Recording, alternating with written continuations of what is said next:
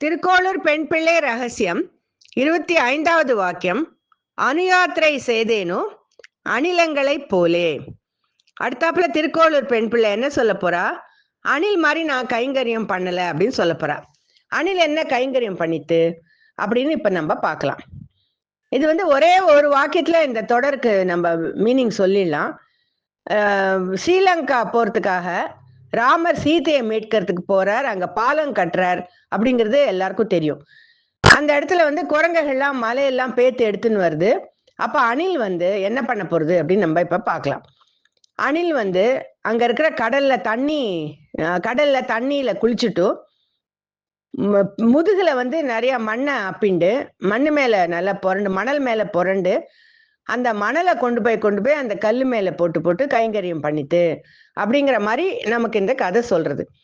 குரங்குகள் எல்லாம் போட்டி போட்டு கைங்கரியம் பண்ணணும், ராம கைங்கரியம் பண்ணணும் அப்படின்னு குரங்குகள் எல்லாம் போகும்போது இந்த அணில் அங்க பார்த்துட்டு யாரோ ஏதோ கைங்கரியம் பண்றா, நமக்கு என்ன அப்படின்னு இல்லாம தன்னால என்ன முடியறது அப்படின்னு சொல்லி மணல் கைங்கரியம், மணலை தன் மேல ஒட்ட வச்சுண்டு அந்த கல் மேல போய் உதுத்துன்னு வரும். ராமர் இதை பார்த்துட்டு அணில் செஞ்ச ஒரு காரியத்துக்காக மெச்சிண்டு அணிலை வருடுறார் 3 விரலால. அதனாலதான் அணிலுக்கு அந்த 3 கோடு அப்படின்னு சொல்றதா நமக்கு அந்த குறிப்பா நமக்கு எல்லாருக்கும் தெரியும். இங்க திருக்கோளூர் பெண் பிள்ளை என்ன சொல்ல போறா அப்படின்னா, இந்த மாதிரி கைங்கரியம் நான் பண்ணினேனா, இது நம்மளோட வாழ்க்கைக்கு திருக்கோளூர் பெண் பிள்ளை ஒவ்வொரு விஷயமும் சொல்லும்போது நமக்கு இதுல ஏதாவது அர்த்தம் இருக்கா அப்படின்னு பார்க்கணும். ஏதாவது ஒரு பெரிய காரியங்கள் வீட்டிலேயோ இல்ல வெளியிலயோ நடக்கும்போது அணில் மாதிரி நம்மளால முடிஞ்ச அளவு, நம்மளோட சக்திக்கு முடிஞ்ச அளவு உடம்பாலேயோ இல்ல மனசாலேயோ இல்ல பணத்தினாலேயோ உதவி பண்ணலாம் அப்படிங்கிற ஒரு எடுத்துக்காட்டாக இந்த அணில் நமக்கு இந்த காரியத்தை செஞ்சது அப்படின்னு சொல்லி அந்த ஒரு பாடமும் நமக்கு இந்த கதையில இருந்து கிடைக்கிறது.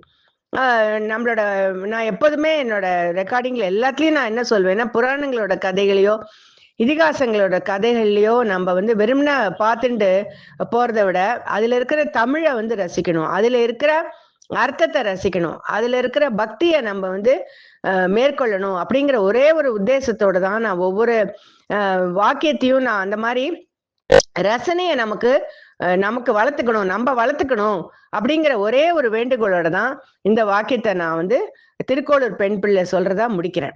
திருக்கோளூர் பெண் பிள்ளை என்ன சொல்றா? அணில் மாதிரி நான் என்ன கைங்கரியம் பண்ணினேன்.